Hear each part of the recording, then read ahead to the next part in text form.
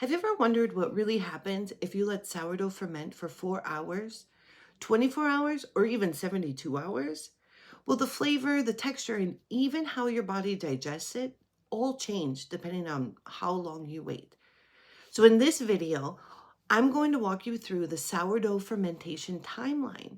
So from 4 hours all the way to 72 hours, so you can choose the perfect flavor and style for you. So let's begin with 4 hours. So what is happening with our sourdough at 4 hours? At 4 hours, fermentation is just beginning. The dough has barely risen.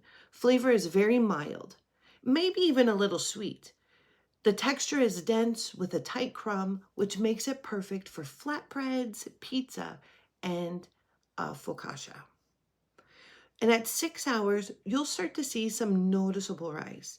The flavor is still mild, with just a touch of complexity starting to show. And this is a great stage for same-day sandwich rolls or buns. At 8 hours, you hit the sweet spot for same-day sourdough. The dough is airy, the flavor is mildly nutty, and you'll get a soft crumb with a good oven spring, perfect for dinner rolls or even enriched doughs like cinnamon rolls. At 12 hours, the dough is soft and puffy with a gentle tang. The flavor is lightly sweet and weedy, and the bread is more digestible than the younger ferments. This makes for an excellent sandwich loaf. My preference is at this point. At 24 hours, sourdough is beautifully balanced. The flavor has a light tang, the crumb is more open, the bread is more digestible thanks to the breakdown of the phytic acid.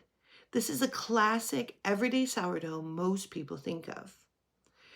And then you could ferment it for another 12 hours, and then that's your 36-hour loaf. The flavor becomes even more tangy, more complex with deeper wheat notes. The texture is chewy, the crumb more rustic, and the bread is very gut-friendly. This is a great stage for that hearty artisan-style loaves. And then the longer ferments, so at 48 hours, the acidity is strong. The bread develops distinct sourness and layered flavors. It's still airy if handled carefully, but the dough can weaken and spread. The good news, it's incredibly digestible. But if you even want more gut-friendly bread, then you're going to want to shoot for the 72-hour fermentation time. At 72 hours, you reach maximum sourness. This dough is highly acidic. The gluten is more broken down and the flavor is bold, sometimes even bordering on bitter. So this is the part where you just kind of have to play around with it a little bit, find that like sweet spot in it, because the texture can be dense or gummy if it's overproofed.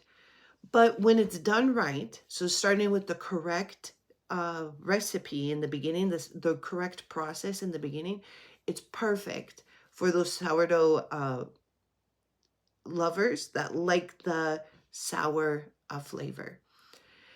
So let's just break this down. So here's the takeaway.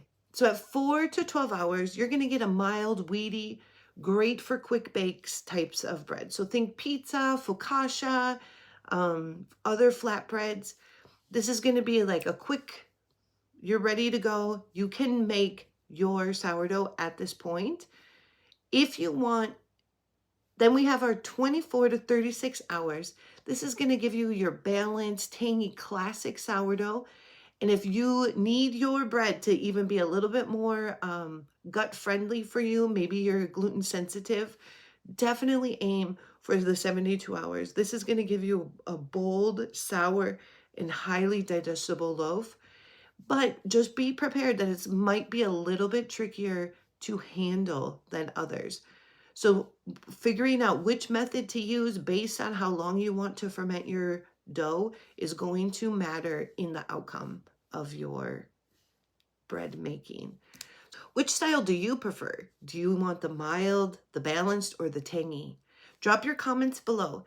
And if this video helped you understand sourdough better, give it a like, subscribe to my channel, and stick around for more sourdough tips and recipes. We'll see you later.